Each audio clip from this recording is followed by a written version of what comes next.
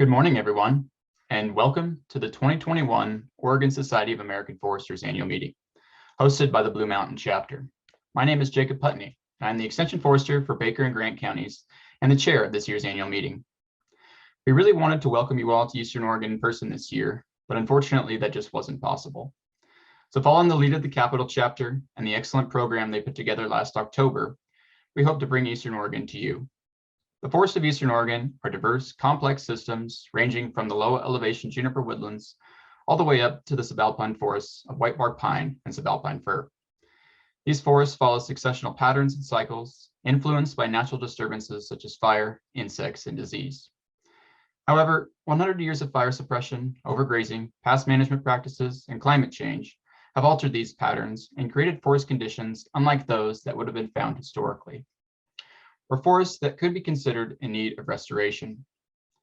In order to prevent the devastating effects of drought, catastrophic wildfire, and epidemic insect outbreaks, we need to help increase the resiliency of these forests, and to do this effectively, this must be done at the landscape level. So for the theme of this year's annual meeting, we decided to focus on this aspect, diving deeper into what restoration really means at the landscape level, hearing the perspectives of different landowners and managers, highlighting the great accomplishments of partnerships, and identifying opportunities for overcoming challenges into the future. Over the next 2 days, you will hear from diverse groups of speakers who are excited to share their knowledge and experience related to landscape restoration. But before we get started, I want to turn it over to our 2021 Oregon SAF Chair, Jeremy Felty. Welcome, Jeremy. Thanks, Jacob. Can you hear me well enough? Yeah, Jeremy. All right. Well, like I said, thanks, Jake. And of course, I want to thank immediately the Blue Mountain chapter for sticking through everything and putting together this awesome virtual annual meeting. And I'll have some more commentary on the Blue Mountain chapter in a moment, but I've written a short statement. I'm just kind of reflecting on this year that we've been in, or this past year, and the situation that we've all been part of. So in the past, the Oregon SAF annual meeting has existed as a meeting place, a gathering of minds, a place for the oldest among us to connect with colleagues from throughout their careers, for the students to be exposed to new research and a network. In 2020, we were nearly robbed of our annual meeting. The Capital chapter persisted and created our first virtual annual meeting, and now 1 year later, our Blue Mountain chapter has done the same. The thought of returning to an in-person annual meeting is never not on my mind. I know we will get back to normalcy and back to our gatherings. Coming out of 2020, OSAF and the world is hardly the same. Who knew that you could fit so many Zoom meetings into one day, or that you even expect to be sitting behind your webcam for so many hours a day, talking to the same people that before COVID that you sat across from at lunch. Personally, I have grown sick of Zoom. I long for the ability to get lunch with colleagues and to properly meet and accomplish our goals and objectives. COVID-19 aside, 2020 itself was just an awful year. Between the thousands of acres burned across Oregon from Lion's Head to Holiday Farm, no one in Oregon was not affected. As foresters, we all know too well the damages done from these fires may never be recovered in our lifetimes. Many of you were out there on those dark days, helping with firefighting, preparing for fires that luckily never came. Others spent time helping their neighbors to evacuate, or helping at many of the county fairgrounds that became havens for those displaced by the 2020 Labor Day wildfires. Past the fires, many of you are now in cleanup, developing salvage contracts, clearing roads, replanting burnt stands. Nearly every log truck I see has burnt logs on it. The mills are working around the clock to process these logs and get what they can from them. To say that this hasn't been a tough year for our entire sector would be an understatement. We strive to move past 2020's wildfire season and to look ahead. And while we have already reached fire season here in Oregon this year with 197 total fires year to date, we must keep our chins up and to keep doing what we can to prevent wildfire and to protect our communities. Despite this insurmountable pressure, we continue to work. We keep planting, we keep harvesting, we keep laying out stands, we keep making maps, we keep cruising, we keep logging, and we keep preparing for what's next. The pressure that our sector has felt comes from all sides. From a public that doesn't know who to blame for wildfire and believes that timber harvest is the leading cause of wildfire, to the Oregon legislature who looks to change forestry in Oregon with little to no actual forester input, to within, from our own aging workforce, a workforce that is not easily going to be replaced, a workforce of log truck drivers, of loggers, of mill workers that a new generation is not interested in becoming. And that's something that we all have to look forward to, and that our companies and our employers have to prepare for. On the mention of the legislature, probably feels more now than ever that the pressure is on from the Oregon legislature. The pressure to change the Board of Forestry, to change the Forest Practices Act, to limit herbicide usage, and to limit the spread of forestry education. This, of course, is not all of the many topics and ideas that have been presented from the legislature to change forestry or to change Oregon. Of course, there were thousands of bills developed for the 2021 session, and many would have had some sort of impact on us, and many would have impacted, of course, every Oregonian. This year, as chair, I have sent out a few messages about a number of bills to our membership, which I don't believe we really have done in the past, to try and address some of this legislation that we really haven't had any part in developing or had any input besides public commentary. The ideas and the motions created by people that we don't know to change an industry that they don't understand is frankly, it's just highly disappointing. In my messages, I encourage you all, and still encourage all of you, to take the time to read about these bills, read the bills if you feel like reading them, or read at least the summarized talking points to understand what their objectives are. And if you feel necessary, submit written testimony, submit verbal testimony.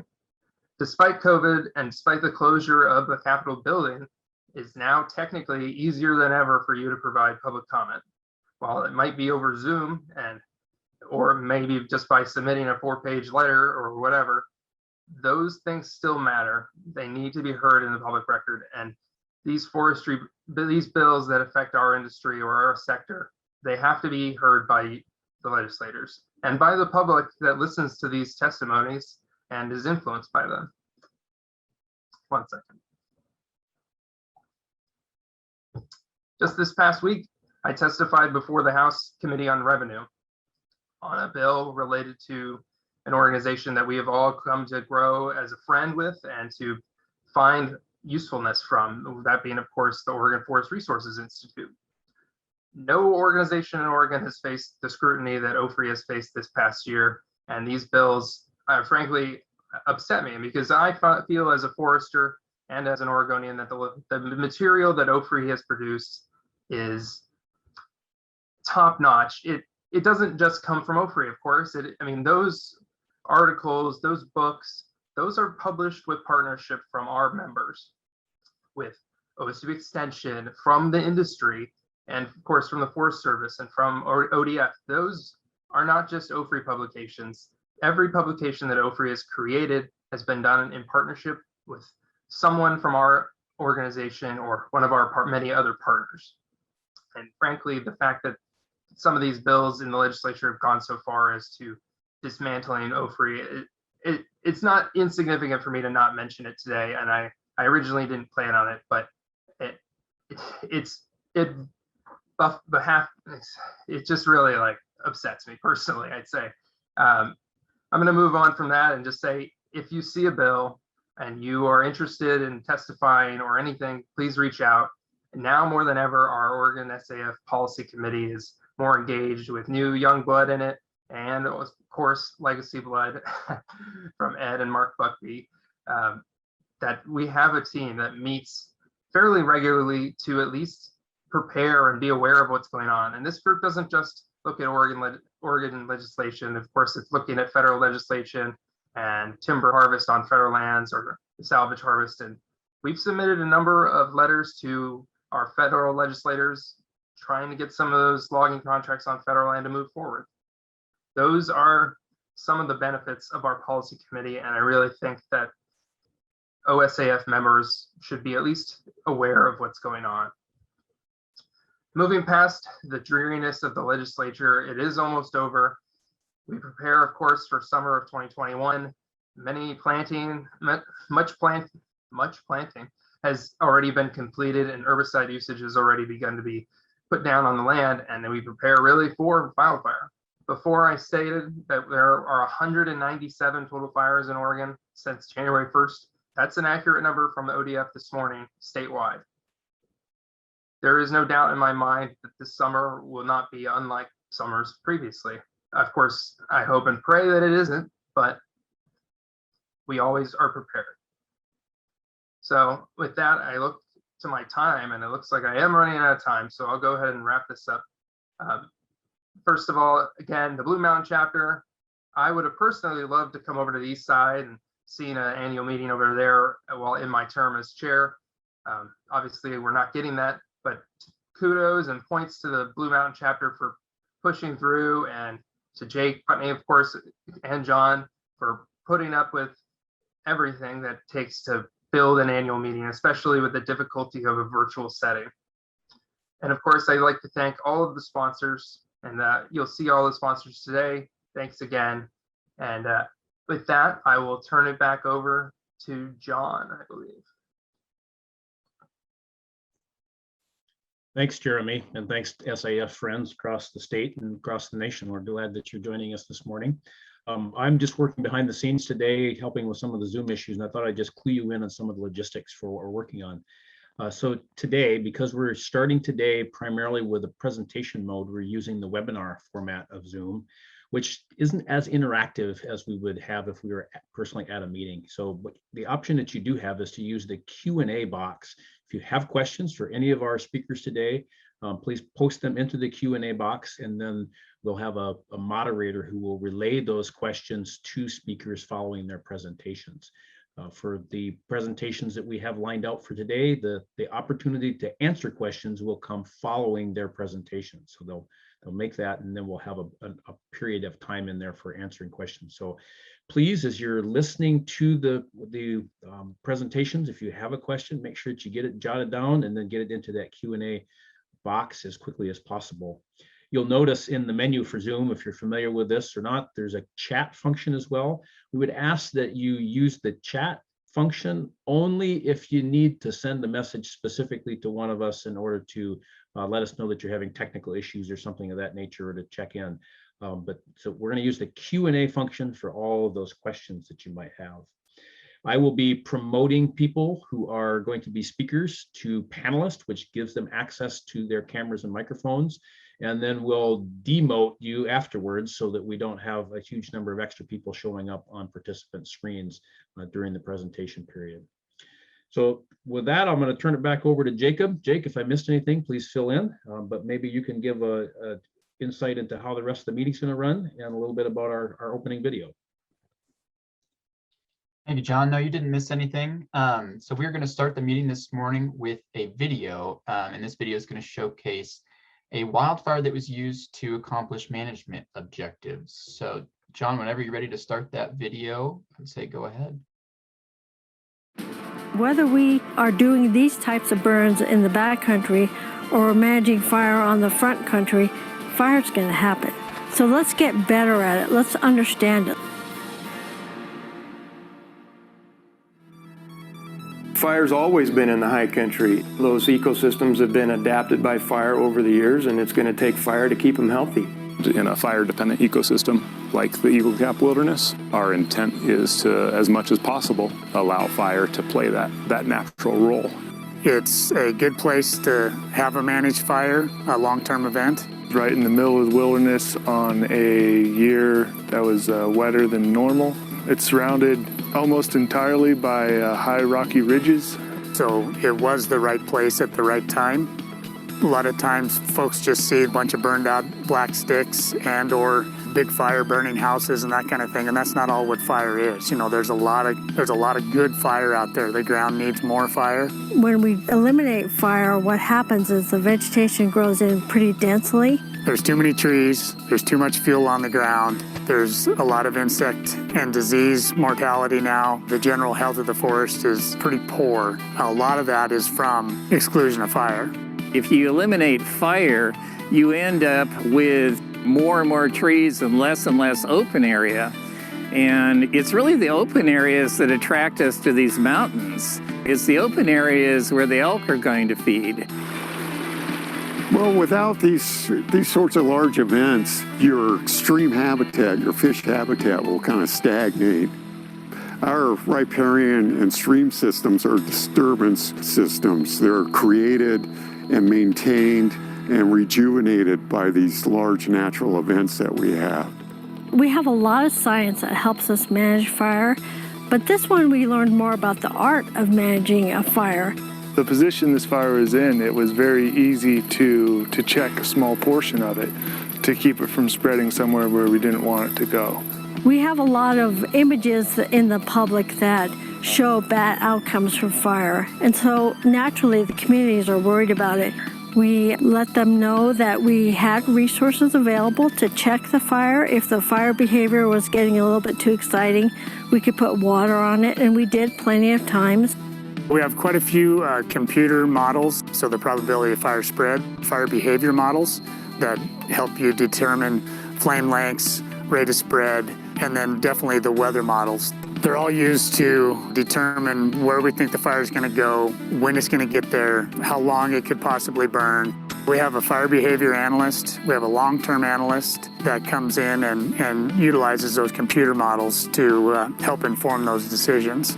The burn effects we were seeing as it was moving across the slope were just fantastic. You couldn't have planned a better prescribed burn, in my opinion. It took a month and a half roughly to burn 5,500 acres. One thing that kind of struck me about this fire was just how non-uniform it was. You know, it wasn't a wall of fire just marching through and burning up everything in the process. A good burn, like this one was, takes out some of the trees, but leaves the big, healthy, strong trees. The smaller, weaker, diseased trees, those are the ones that get taken out by the fire. We had some great backing fire, flanking fire that was low intensity as well as low severity. We had some uphill runs that were pretty high intensity and gonna end up having some mortality. There's some places that didn't have a lot of mortality, but it cleaned up a lot of the undergrowth, a lot of the fields on the ground. When you open that canopy up, the light comes through, and then the plants that are at ground level have a chance to thrive. You get more meadows, more grass, more brush, more places for the animals to forage. When we decide to manage a fire for resource benefit like Granite Gulch, we do reach out to the commissioners, we reach out to our cooperators. And there really aren't that many people opposed to that kind of thing. And then when they find out that we, the commissioners, or others were actually informed and asked our opinion of, is this an area where you think we can do this? They're far more comfortable with that. We still need to put fires out, but when we have the opportunity, again, the right place, the right time, you have your stakeholders on board, you have your private landowners on board, we need to allow more fire on the ground. When these fires occur, there needs to be a really thoughtful process to think hard about, is this the right place and the right time, the right circumstances? As we looked at this one, and we did internally and with the Forest Service, I think we all agreed this would be a good candidate. There's bad fire for sure, and when it is burning values at risk and people's in-holdings or homes, that's not good fire. But there's a lot of fire out there that is good for the ground. I think people realize that. When they see Granite Gulch, they'll certainly realize that.